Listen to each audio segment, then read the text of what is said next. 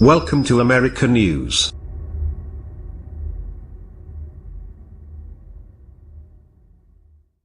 It's November 2013 and you're a Donald Trump. By your standards it's a normal weekend, which means you're sitting in the presidential suite of the Moscow Ritz Carlton fuming at Barack Obama. In part you're fuming because you're a very racist, and in part you're fuming because Obama publicly humiliated you more than 2 years ago. If you were more self-aware than a mosquito, you'd realize these were heavily intertwined sources of aggrievement. In any case, neither the opulence all around you, nor the celebrity welcome you've just received, can lighten your mood. When you learn that Russia hosted the Obamas in the same suite in 2009, your mood darkens further. You can't let go of your anger. You must do something. After 45 minutes of rocking hypnotically in a gaudy piece of hotel furniture, inspiration strikes. Your plan requires the participation of young women, specifically white women, but discretion dictates that you cannot solicit professional escorts yourself, so you ask a younger man in your entourage to make the request for you. Upon their arrival, you hand each a glass of champagne, and lead them graciously to the master bedroom, where you imagine the Obamas once slept. It is very hard to settle a score with the President of the United States, but you intend to try. At your direction, one after another, everyone in the room urinates on the bed. Maybe you top it all off with a dribbling of your own. You laugh maniacally. Victory is yours. Except, Barack Obama has long since left the bed. He is on another continent, far away from the bed. You're peeing on your own bed now. You've just paid many people to make pee-pee on a Trump bed. The bed where you sleep. It is drenched in urine. You likely recognize this scene, minus some dramatic license, as the one former British spy Christopher Steele depicted in his infamous opposition research dossier detailing the conspiracy between the Russian government and the Trump campaign to subvert the 2016 election, and the Russian government's efforts to install a blackmail target into the US presidency. You probably do not recognize it as a metaphor for the presidency Trump is actually administering. But it is both things simultaneously. The only weak point in the analogy is that, back in 2013, the rest of us hundreds of millions of Americans didn't have to inhabit the hotel suite with him.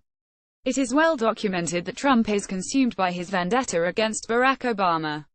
It's his only real position, one top European diplomat told BuzzFeed earlier this year. He will ask, did Obama approve this, and if the answer is affirmative, he will say we don't. As recently as this summer, he was amplifying random Twitter accounts, retweeting anything that painted him in a better light than his predecessor, including a days-old, unscientific Twitter poll. His single-minded obsession with dismantling the Affordable Care Act isn't an impulse that stems from some deeply held right-wing ideology, but from his primitive desire to brutalize Obama, the person, in the public square.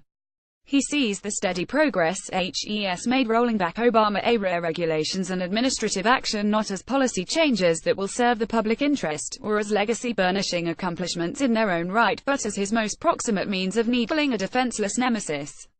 Of owning Obama. Nay, of PWing him. Perhaps Obama is highly insulted by all this PW-nage. That's the fantasy anyhow. But as in Moscow 4 years ago, allegedly Trump hasn't come around to the fact that the bed HES befouling isn't Obama's anymore. It's his. And, unfortunately, it's ours.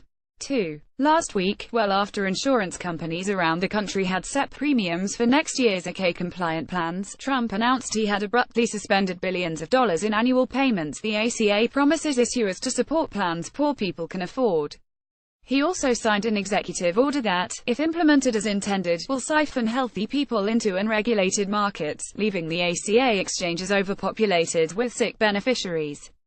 The combined effects of these changes will be to increase premiums, decrease overall coverage, and because the government subsidizes these increasing premiums to increase the budget deficit. It is a policy regime supported almost exclusively by people who believe humiliating Barack Obama and making liberals angry are the highest callings of government. The harm will disproportionately befall Trump voters. Trump is doing it against the wishes of Republican elected officials in Trump country because he thinks HES peeing on Barack Obama's bed, and not his own. Health insurance stocks, which have gone through the roof during the Obamacare years, plunged yesterday after I ended their Dems windfall. Donald J. Trump at Real Donald Trump October 14, 2017. A similar error has driven Trump to place America on a path to global isolation and possibly to war. As a presidential candidate, Trump trashed the global powers agreement to denuclearize Iran. His position was as much a function of his grudge against Obama as of his membership in the Republican Party, but it had no basis whatsoever in the merits of the deal, which he did not understand at the time, and does not understand to this day. His decision to decertify the deal last week stems entirely from the humiliation he feels every 90 days when, by law, he must attest to whether the deal is in the national interest, and whether Iran is in compliance with it. Refusing serves the dual purpose of ending the shame he feels over having to personally validate something Obama did, and of peeing in a bed he imagines Obama still slumbers in. He does not grasp that it is actually our bed, and his job is to keep the bed unsoiled. I could tell the same story about Trump's EPA terminating the Clean Power Plan, Trump's own decision to pull out of the Paris Climate Accord, Trump's withdrawal from the Trans-Pacific Partnership, and even Trump's reckless anti-diplomatic comments about North Korea. But you get the point. There is no unearthed proof that the compromising Moscow incident ever happened, but Trump's conduct in office reflects the psychology that supposedly inspired it uncannily. It is the best reason to think the P-tape actually exists. As long as Trump is president, America will be subject to government by PP tape. He will eventually feel the splashback, but by then we will all be drenched.